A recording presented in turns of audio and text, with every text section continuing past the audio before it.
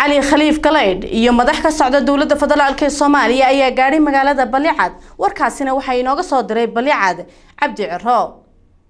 kulankan oo ahaa kulan ay soo qaban qaabiyeen ururada haweenka ka jira degmada Guriceel ayaa waxa lagu taageerayay imaatankii gudoomiyaha baarlamaanka Jamhuuriyadda Soomaaliya Mudane Maxamed Sheikh Cusmaan Jawaari gudoomiye ku-xigeenka labaad ee baarlamaanka Maad Cabdalla Cawad iyo xildhibaano ka tirsan baarlamaanka Soomaaliya ay dhawaan ku yimaadeen magaalada Dhuusamareeb ee xarunta gobolka Galgaduud geesta kalena kulankaani uga jawaabayay eedeemo ay qaar ka mid ah mudanayaasha baarlamaanka oo ka soo jeeda gobolka ay u soo jeediyeen gudoonka sare ee baarlamaanka Soomaaliya waxaana baaq cabasho ay u direen gudoomiyaha baarlamaanka Maxamed Sheikh Cusmaan Jawaari iyo madaxweynaha Jamhuuriyadda Federaalka Soomaaliya Mudane Xasan Sheikh Maxamuud waxaana goobta ka hadlay Maamud Dahabakiin iyo qaar ka mid ah haweenkii ka soo qayb galay kulanka waxaa marqaati ka ah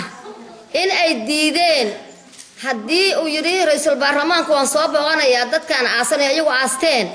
waxaa marqaati taas digeeda ah colka iyo xabadda iyo diyaaradaha markay hagaayeen oo hor socdeen madfacan ugu garaacayeen Jawaari ma hor socdeen maxaa nabadda maanta gudoomiyuhu u yimid ay u diideen haddaysan duugin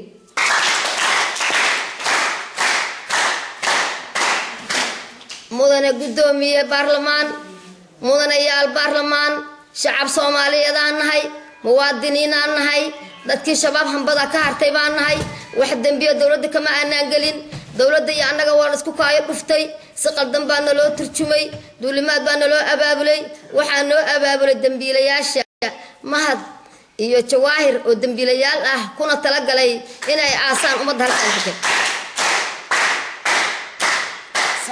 waxaan leenahay walaalayaal baarlamaanka oo arag hadii annaga xaq darro aan ku socono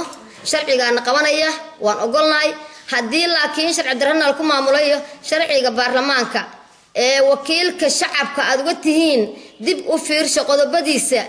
hadii annagu aan ahayn shabaab sababtana loogu soo duulay oo mahad iyo Jawaahir madaaficda noogu soo horkaceen oo noloo barakiciyay haal cadeeyo baarlamaanka hadii annagu aan dambiilanaana baarlamaanka wakiil u naga yahay waxaan codsanaynaa baarlamaanka Soomaaliyeed iyo gudoomiyaasha in ay arintaas wax ka qaadaan waa codsanaynaa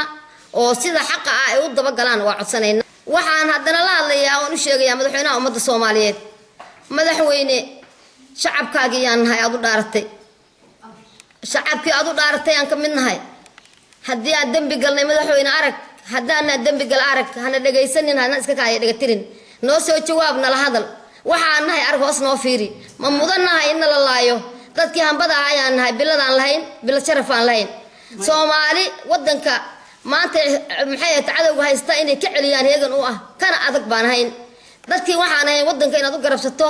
oo aad gacanta ku dhigto mudnaa baan hayn dadkii bilada lahaa baan hayn madaxweyne hadda ka hor 10 goor aan ka codsanayna waa aad jawaabin laakiin maanta waa ka rajaynayna insha Allah taala inaan noo soo jawaab dawladdanadii diyaar baan u nahay waan dooranay waxaan diidaynaa waa dulmina ilaahay raali kama ahan inuu shacabkaas u yimaado asaga iyo wufuudii la socotay oo halkaas lagu cambaareeyay kuna cambaareeyeen shakhsiyaad aan goboladan matalin laakiin ka dhashay shacabka ku nool inay aasaan oo ay madaxa uga istaageen aawadeedna maxay ahayd ugu cambaareeyay حسن عثمان عبد الله تلفزيون كالسن Guriceel